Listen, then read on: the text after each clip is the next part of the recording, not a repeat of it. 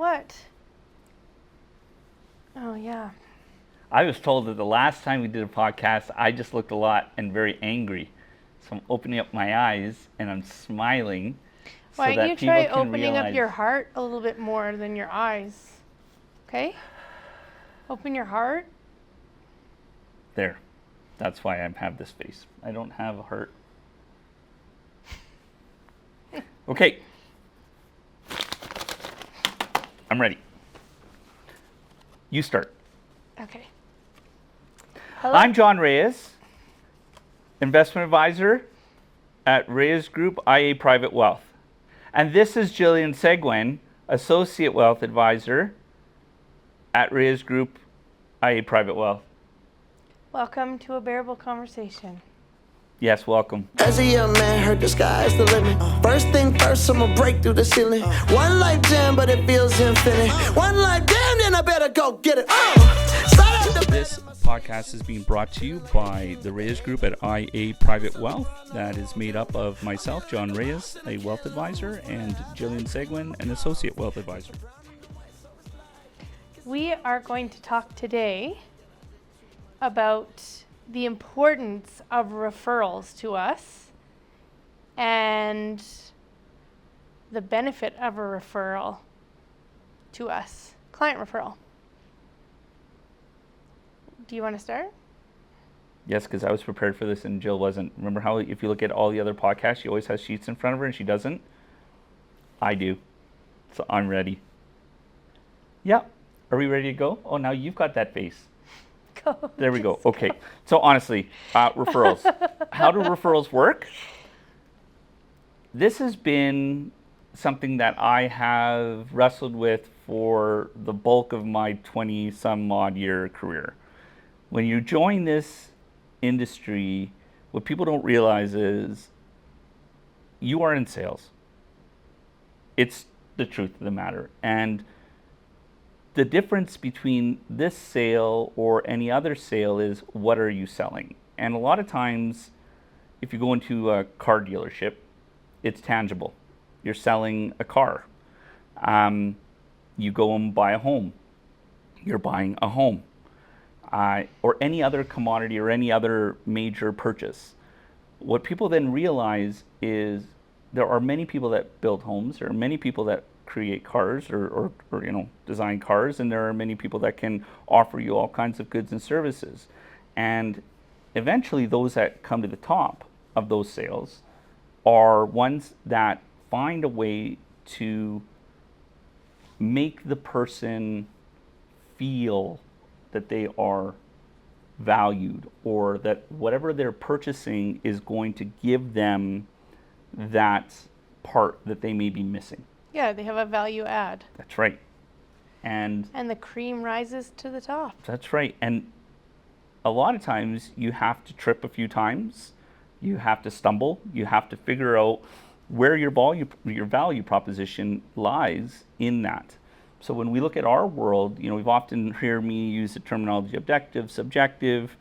Jill and I really worked hard at saying, okay, well, what is our value proposition, right? Well, we put it on the wall. It's on anything that if you know us. It's on every social media post, publication. When we talk, often coined as your elevator speech, right? We know what it is that we do, and it's enriching the lives around us. And we've been able to find a way to deliver that through the service strategy success. Well, great. We understand what that means. And every day we try to work towards that. But when do you know that that's actually hit? The biggest, I don't know about you, Joe, maybe I'll ask, you can answer it after I'm like, when I was first starting in this business, the rush of having opened that account for a client and knowing that I was going to make an impact or that I was welcomed into the fold was a massive, massive thing for me. As we started to mature and grow with some of these clients, and now some of these clients are, been with us 15 years in some cases, that still gives me a rush when I know that we have served them in something that they were lacking or missing, whether it's Or we've just provided a value add. Yeah. Is really what we keep coming back to. Yeah. Yeah, and I think that for me is great But for us to feel like we've done it is when they give us a referral. And that referral for me tells me that we have made that emotional connection, that they are now our spokesman, they are our advocates. And so for me, a lot of times the referral is a validation that we have hit the mark Yep. on our value proposition. Yes, I think that is it's you have report cards in the sense of your performance for that particular client, but when your client turns around and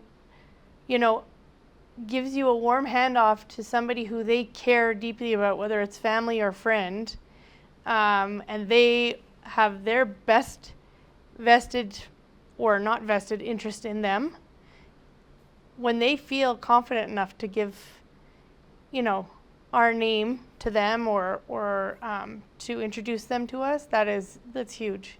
Absolutely.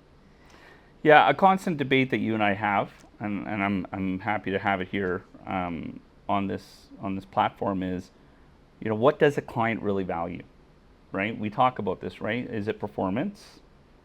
Is it how they're made to feel? Is it a combination, right? And I think that all three of those are important, right?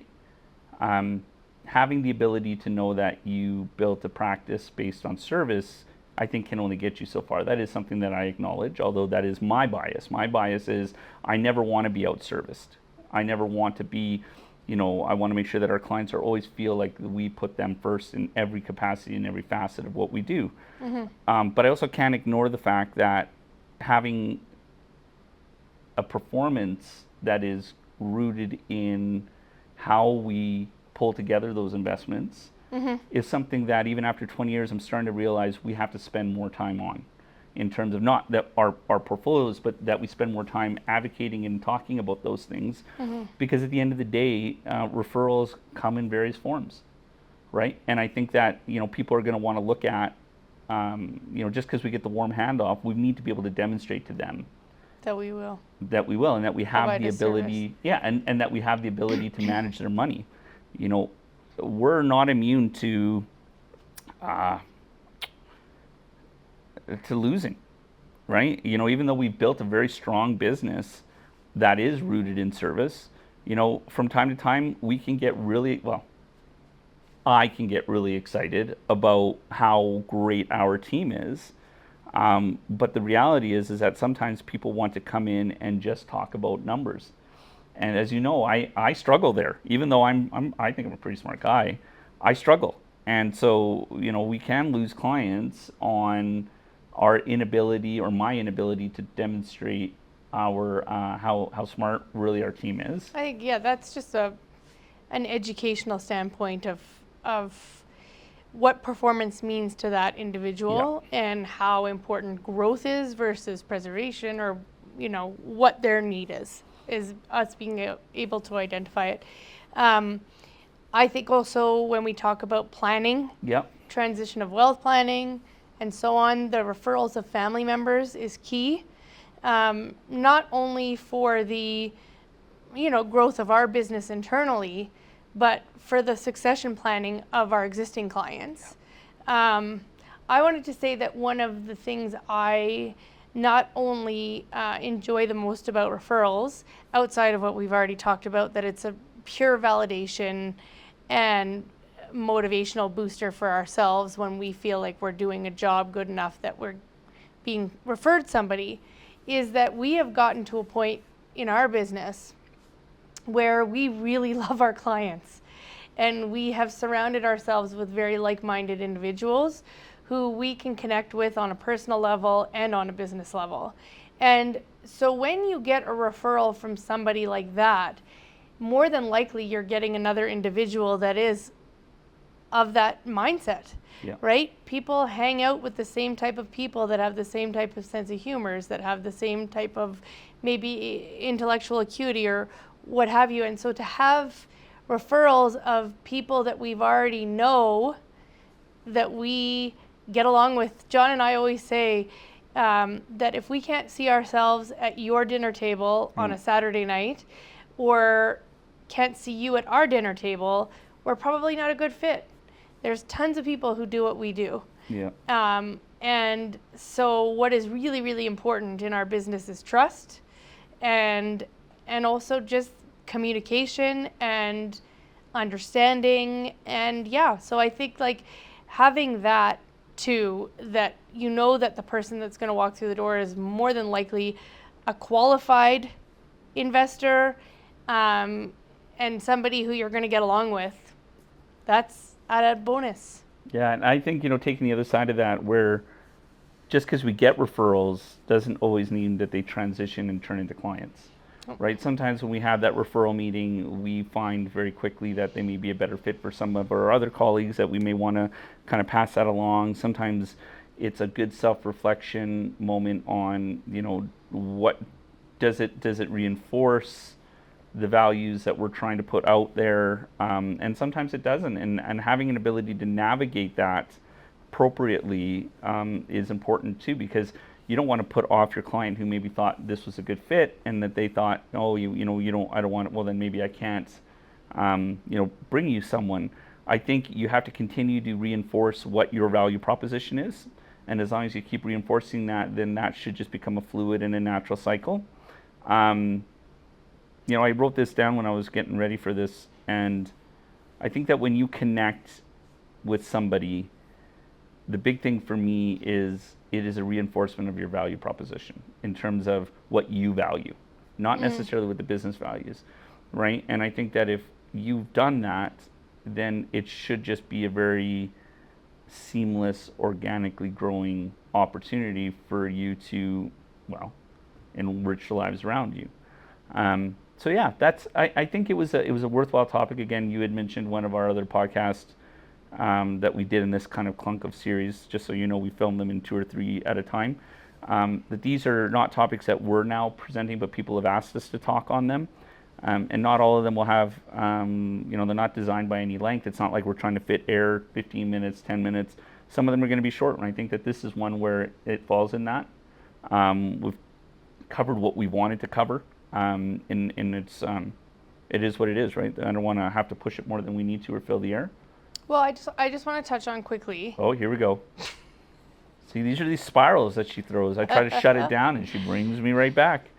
No, that we like asking for referrals. I think that's what's like key is when we ask for referrals, it's never going to be, do you have a friend that will work with us, or do you have a friend with lots of money, or things like that. I think it's really, which are things that we like. I know. I think it's important to ask for referrals in a way that it's like, how comfortable do you feel with referring somebody to me? And personally, that is scary for me to ask. See, I don't ask it. But that's how we're supposed to ask for referrals. But it's like, you talk about our value proposition and whether we're not, whether we're doing a good job. That is drawing a line in the sand and opening up a world of feedback that you may or may not be open to, right? And I think it's still important, because even if there's room for improvement, then it hits two points, right? The first point is that if your client's not happy with something and it doesn't feel comfortable referring somebody, it gives them an opportunity to speak up. Yeah. And you haven't lost that client at that point, so it gives you an opportunity to maybe refine your relationship with that client, or get better or improve, right? So if it's a no, you're still going to get something good out of it. If it's a yes, then check mark. You're doing a good job. Yeah, you don't want to fall in the trap that I'm in, which is you constantly are trying to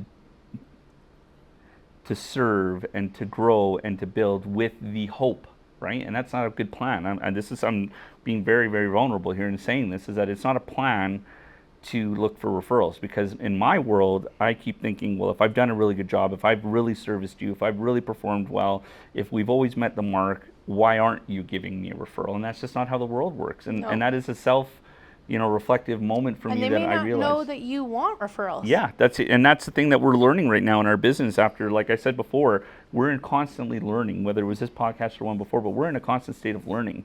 And, just because you are putting out the vibes, as they would say, doesn't mean that they're going to be returned because... You put out a lot of vibes, John. Okay. Well, let me put out this vibe. We're done. How's that? Okay? We're done.